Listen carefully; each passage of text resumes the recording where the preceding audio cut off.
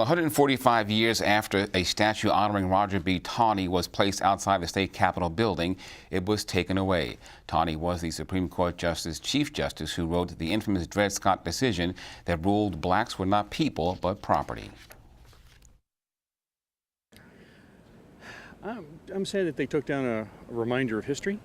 I liked that the statue was there because it started the conversation. It kept the conversation going. I'm afraid people are going to forget. Opposing views about the fate of a polarizing figure, Roger Brooke Taney. It's a great day to be a Marylander, and I am so glad that it's gone. Like a thief in the night, crews moved in and took down the Taney statue from the pedestal he sat upon since 1872. It's not what we stand for. It shouldn't have then, and it certainly shouldn't now. Most people we spoke with were glad it was dismantled, but we found two people connected by the DNA of time who wanted the statue to stay.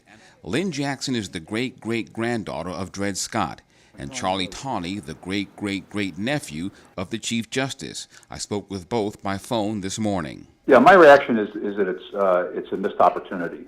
I would call it a defining moment. And we offer our deep apology.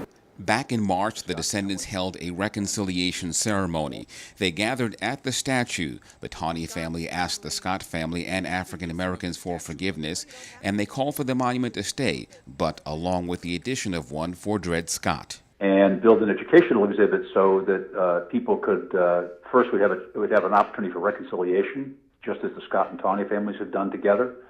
And then we'd have an opportunity to educate people about the impact of that terrible decision. And we still want that. We still hope that somehow that can happen because in context, it would make more sense. The Chief Justice Taney statues must be taken down.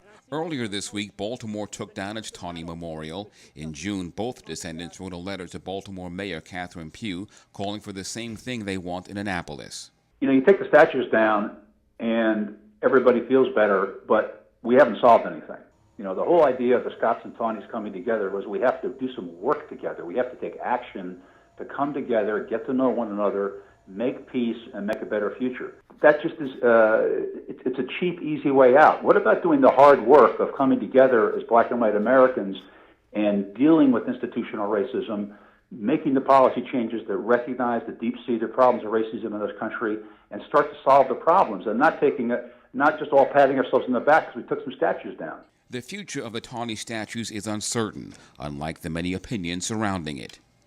Again, we need to remember the history. We need to remember the painful moments. It is going to take a lot more than removing statues. House Speaker Michael Bush released a statement saying he's pleased that the statue is gone, and Senate President Mike Miller criticizing Governor Larry Hogan for not holding public hearings on the matter first.